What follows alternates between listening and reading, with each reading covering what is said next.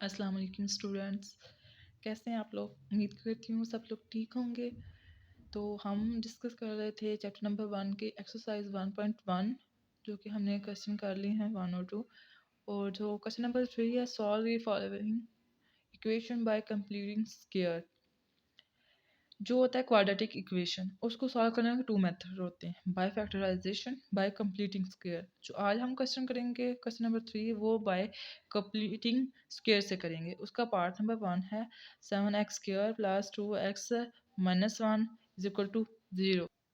यहाँ पे मैंने क्वेश्चन लिख लिया है 7x का square plus 2x minus 1 is equal to 0। इसको क्वेश्चन को सॉल्व करने के लिए हमें 3 रूल इसके मालूम होने चाहिए। वो ये है कि हमारे पास लेफ़्ट साइड पे हमेशा 2 वैल्यू होनी चाहिए, और जो वेरिएबल्स वाली वैल्यू होंगी वही हम लेफ़्ट साइड पे रखें, और जो कांस्टेंट होगा वो हम राइट साइड पे ले आएंगे।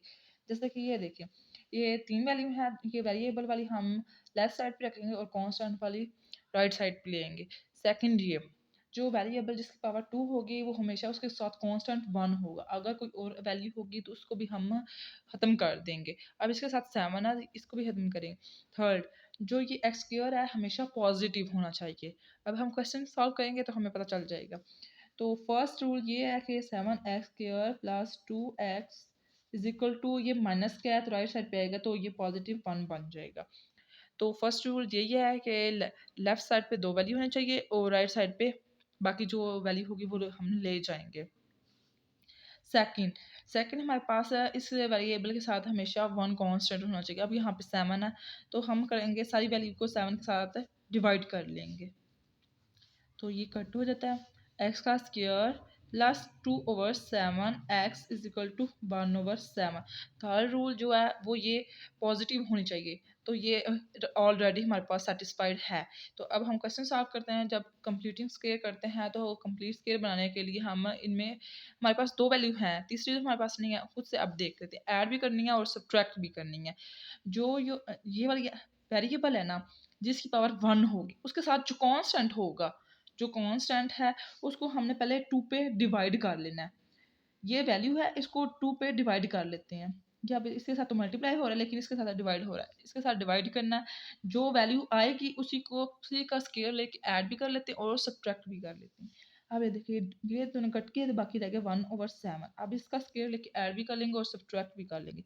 ये बन जाएगा एक्स का स्क्वायर प्लस 2/7 एक्स प्लस 1/7 का होल स्क्वायर माइनस 1/7 का whole square is equal to 1/7। ये इसलिए है क्योंकि हमने कंप्लीट स्क्वायर बनाना है, तो इसलिए हमारे पास 3 वैल्यू होनी चाहिए। अब हमारे पास ये 2 वैल्यू, तो इसलिए हमने खुद से ऐड भी कर लिया और सब्ट्रैक्ट। सबसे इजी मेथड यही है कि जो ये वाली वैल्यू होती है ना, एक्स के साथ वेरिएबल जो कांस्टेंट होता है उसको 2 पे डिवाइड कर लें, और जो उसका आंसर आएगा उसी को ऐड भी कर लेना है उसका स्क्वायर लेके, और वही सब्ट्रैक्ट भी कर लेना है। अब जो ये वाला है माइनस वाला 1/7 एक्स स्क्वायर, ये राइट साइड पे चला जाएगा क्योंकि हमने कंप्लीटिंग स्क्वायर बनाना है। तो ये 2/7 एक्स प्लस 1/7 का whole square is equal to 1/7, ये माइनस का जाके प्लस का 1/7 का होल स्क्वायर। अब ये देखिए, ये कंप्लीटिंग स्क्वायर, ये ए और ये बी वाली वैल्यू बन गई।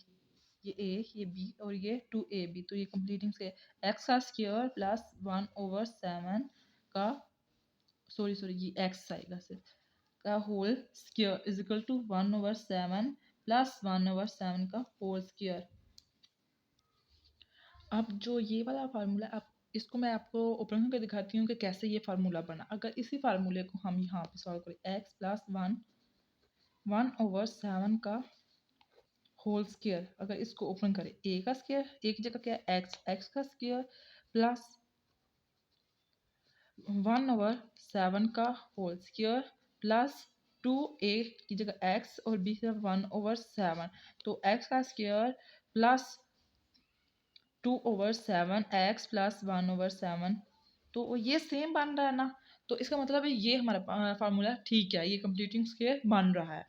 तो अब यहाँ पे लिखें x प्लस 1/7 का whole square is equal to, अब इसका एलसीएम ले लेते हैं, प्लस 1 ये 7 का अगर स्क्वायर ओपन किया तो ये बन जाएगा 49। तो x प्लस 1/7 का whole square is equal to तो एलसीएम लें तो क्या बन जाएगा 49, और 7 के टेबल में 49 किस टाइम कहाँ तक आता है 7 टाइम, तो इसका मतलब एलसीएम ले तो ये 7 प्लस 1 आएगा, इसका एलसीएम ले तो ये बन जाएगा अब x प्लस 1/7 का whole square is equal to 8/49। अब हमने x का वैल्यू निकालनी है, तो इसका स्क्वायर है, इसका स्क्वायर खत्म करने के लिए हम दोनों साइड पे स्क्वायर रूट लेंगे, तो ये इसका स्क्वायर खत्म हो जाएगा, ये लेंगे तो ये बन जाएगा x plus 1/7 is equal to ये 8 का एज इट इज रहेगा, और 49 का 7 का स्क्वायर ऐसे। अब ये दोनों कट जाएंगे, ये दोनों आपस में कट गए हैं। तो अब नेक्स्ट क्वेश्चन, नेक्स्ट पेज पे हम सॉल्व करते हैं। तो ये x plus 1/7 is equal to 8 का स्क्वायर रूट ओवर 7। अब 8 की हम तस्वीर कर लेते हैं कि देखिए 8 2 4 टाइम, 2 2 टाइम, 2 1 टाइम, तो x plus 1/7 is equal to 2 multiply by 2 multiply by 2 square root over 7। अब ये देखें x plus 1/7 is equal to, अब ये 2 की पावर 2 लिख लेते हैं एक दफ़ा, और एक दफ़ा 2 वैसे मल्टीप्लाई कर लेते हैं ओवर 7, x प्लस और 1/7 इज इक्वल टू, अब ये अलग-अलग कर लेते हैं इनको, और x का स्क्वायर इनको अलग-अलग लिख सकते क्योंकि मल्टीप्लाई हो रहे हैं, तो इनको अलग-अलग इनका स्क्वायर रूट लिख सकते हैं 7।